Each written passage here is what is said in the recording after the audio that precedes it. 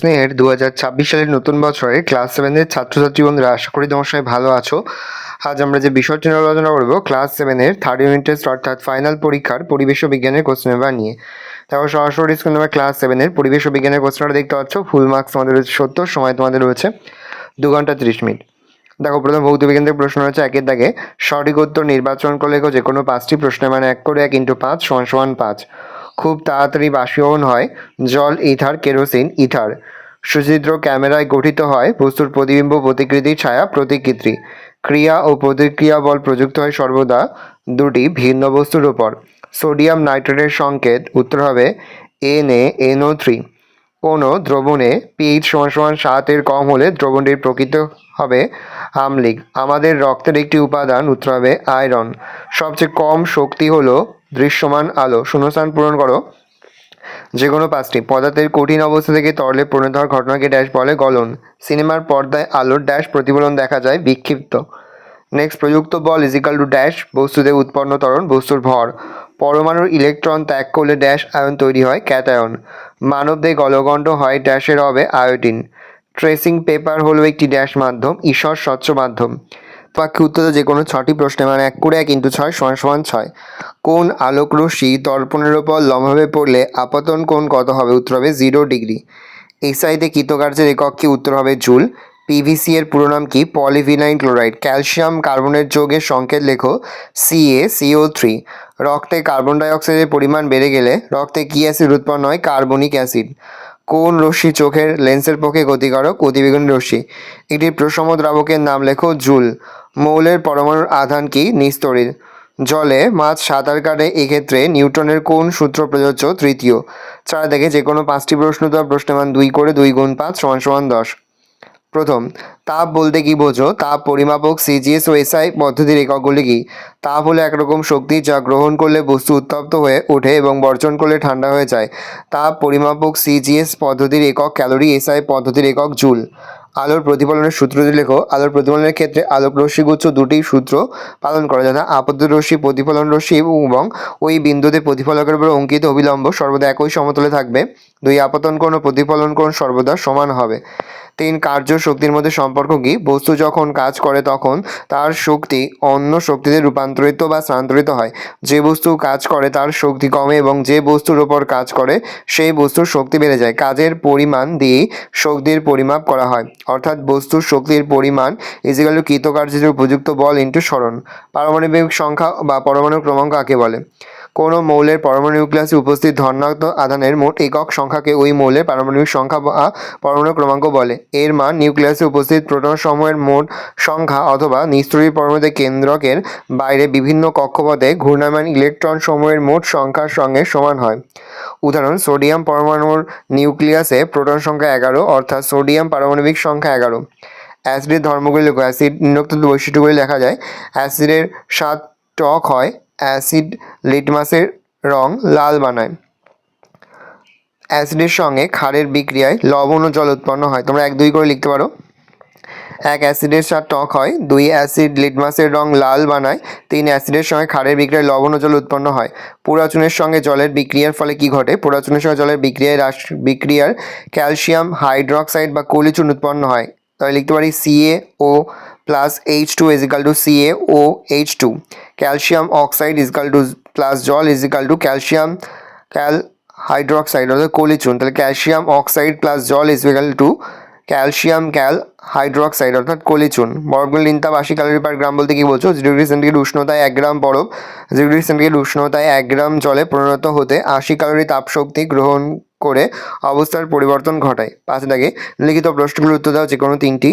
বেশ কয়েকটি প্রশ্ন রয়েছে, 3টি প্রশ্ন উত্তর করতে হবে। প্রশ্নের মান 3 করে 3 × 3 = 9। ভালো করে দেখে নাও। নেক্সট আমাদের রয়েছে জীবন বিজ্ঞান থেকে প্রশ্ন। 1 দাগে সঠিক উত্তর নির্বাচন করো যে কোনো 5টি। হিমোগ্লোবিন দেহে কোথায় থাকে? উত্তর হবে লোহিত রক্ত কণিকায়। ভিটামিন ডি এর অভাবজনিত রোগ হচ্ছে রিকেট। বিশ্ব উষ্ণায়নে দায়ী নয়। উত্তর হবে অক্সিজেন।